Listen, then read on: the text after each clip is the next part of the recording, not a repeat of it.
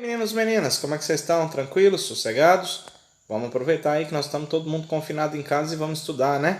Muito bem, o assunto hoje é Movimento Circular Uniforme, MCU. Mas pessoal, para a gente falar um pouquinho de movimento circular, a gente precisa lembrar sobre a circunferência. Então pensa comigo, pessoal. Imagina um móvel saindo de um ponto A e indo para um ponto B numa circunferência, como vocês podem visualizar aí. Para isso ele vai ter que percorrer uma distância, um ΔS, um arco de circunferência. Beleza? Mas observem que o raio da trajetória estava primeiro ligando do centro até o ponto A e eu tenho outro raio ligando do centro até o ponto B. Entre esses dois raios, pessoal, nós temos aqui um ângulo representado como Δθ. Observe então que quanto maior for o arco da circunferência que a gente andar, maior vai ser o ângulo percorrido, beleza? Então a gente pode concluir que o ΔS e o Δθ são diretamente proporcionais. Assim também, pessoal, se a gente aumentar o raio dessa circunferência, a circunferência vai ficar maior, não vai? Então, mantendo o mesmo ângulo, o móvel vai percorrer uma distância cada vez maior. Portanto, o ΔS também é diretamente proporcional ao raio da trajetória. Concluímos então, pessoal, que o ΔS é o ângulo percorrido vezes o raio da trajetória. ΔS é Δθ vezes R, ok? Detalhe importante, pessoal, é que o ângulo aqui tem que ser medido em radianos. E usualmente a gente trabalha com grau. Então é necessário saber transformar de grau para radiano. Como que faz isso, pessoal? Só lembrar que π radianos equivalem a 180 graus, ou seja, meia volta de circunferência. Então se a gente tivesse uma volta completa, uma circunferência inteira, qual seria o ângulo percorrido, pessoal? 360 graus, não é? Em radianos dá 2π. E a distância percorrida? Bom, o ângulo é 2π vezes o raio. Então, ΔS fica 2π vezes o raio. E a unidade do sistema internacional é o metro. Beleza, galerinha? Muito bem. Próximo passo agora, pessoal, é falar sobre a velocidade angular. Imagina aqui, ó, o móvel está saindo de A, indo para B, correto? Então, ele leva um tempo para isso. Ele percorreu uma distância num determinado tempo.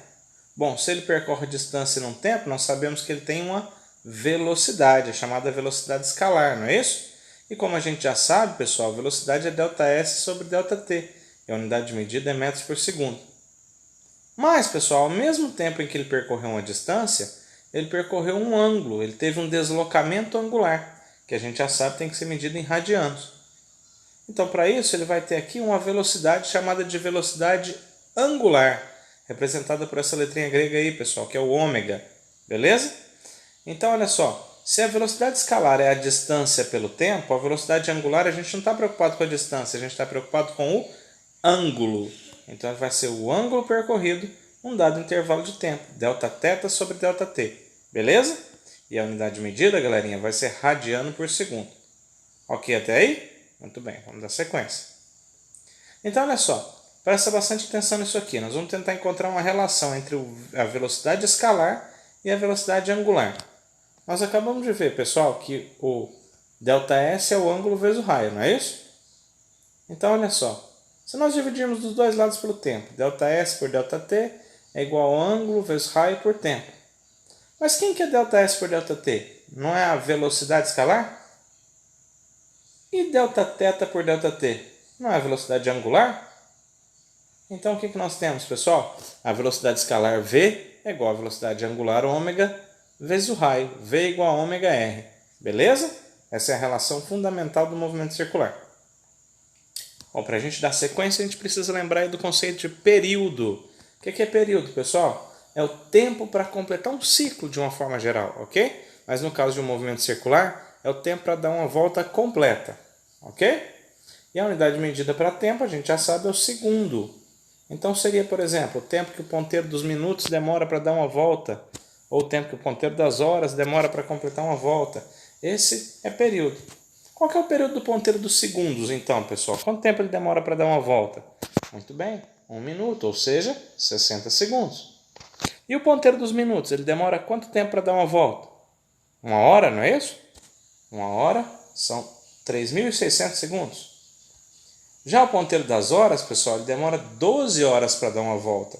E isso vai dar 43.200 segundos. Não precisa decorar isso não, é só multiplicar 3.600 por 12. Ok? Muito bem. É só para constar, tem alguns períodos que a gente sabe, né? Períodos são chamados de períodos notáveis. Por exemplo, Período de rotação da Terra é o tempo que a Terra demora para dar uma volta em torno dela mesma. A gente já sabe, são 24 horas. E o período de translação da Terra, que é o tempo que a Terra demora para dar uma volta em torno do Sol. São 365 dias e 6 horas. Muitas vezes a gente arredonda para um ano. Beleza? Muito bem. E frequência, pessoal? Frequência é definida como o número de ciclos completos no intervalo de tempo. No caso do movimento circular, o número de voltas ou rotações efetuadas num determinado tempo. Ok? E aí no sistema internacional, pessoal, a unidade de medida é o Hertz, representado por Hz, que seria o mesmo que uma rotação por segundo. Então, 1 Hz é uma rotação por segundo. Já se eu disser de RPM, pessoal, o que são RPM? Rotação por minuto.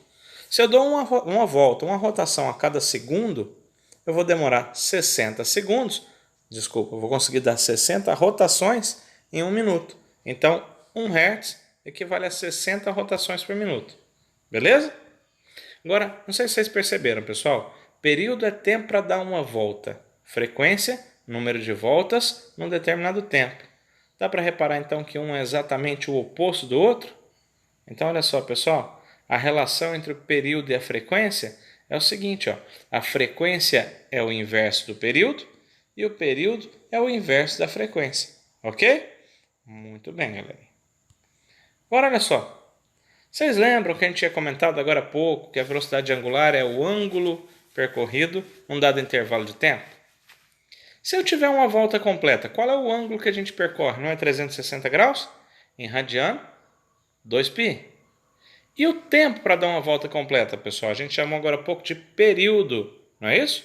Então a velocidade angular pode ser também medida como 2π sobre o período. Mas tem mais um detalhe. Nós vimos agorinha, pessoal, que o período é o inverso da frequência.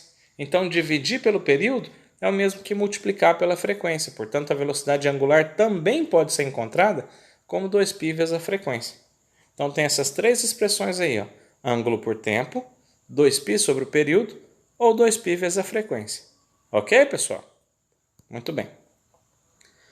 Agora olha só, pessoal. Imagina aqui um móvel em movimento circular. É uma trajetória, então, que é uma circunferência, certo? A velocidade, embora constante em módulo, ela muda de direção. Por quê? Porque o cara está fazendo uma curva. Sendo assim, existe uma aceleração. Por quê? Porque o vetor velocidade está mudando. Essa aceleração é chamada de aceleração centrípeta, pessoal. Então, toda vez que nós estivermos falando de um movimento curvilíneo, ele tem uma aceleração centrípeta. Um movimento circular, portanto, tem aceleração centrípeta. No caso do movimento circular uniforme, a única aceleração é a aceleração centrípeta, que aponta sempre para onde? Ó, para o centro da trajetória. Então, o nome centrípeta é porque ela aponta para o centro, ok? Observe ainda, pessoal, que ela é sempre perpendicular à velocidade, sempre vai formar um ângulo de 90 graus com a velocidade. E aí só um detalhezinho, né? Se tem aceleração, então tem força resultante, ok? Lembra da segunda lei de Newton? Força resultante é igual a massa vezes aceleração. Então, toda vez que tem aceleração é porque tem uma força resultante. Logo, nos movimentos circulares em geral, há força resultante. Beleza? Muito bem. Essa aceleração centrípeta que nós acabamos de ver, pessoal, ela pode ser obtida como sendo a velocidade ao quadrado dividido pelo raio.